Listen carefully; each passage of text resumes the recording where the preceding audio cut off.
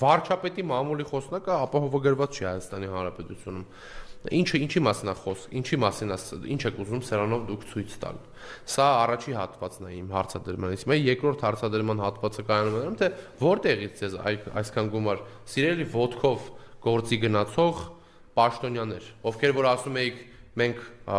ոչ մի տեղից եկամուտ չունենք, ոչ մի բան չունենք, որտեղից, այսինքն թալանել եք մեր ժողովրդի գումարները կորզել եք, այսինքն ինչ որ կոռուպցիոն գործընթացների մեջ եք, որտեղից ձեզ 2.7 միլիոն դրամի ոսկի, 17 միլիոն դրամի կամ 10 քանի հազար դոլարի գումար, որը որ Աննա Հակոբյանի եղբոր տնից գողացել են, որտեղից այս գումարները ձեզ, այսինքն բայց ժողովրդի խի չեք ասում, որ ժողովուրդ ջան, մենք նոր լավ եկամուտներ ունենք, խի չեք ասում, որ մենք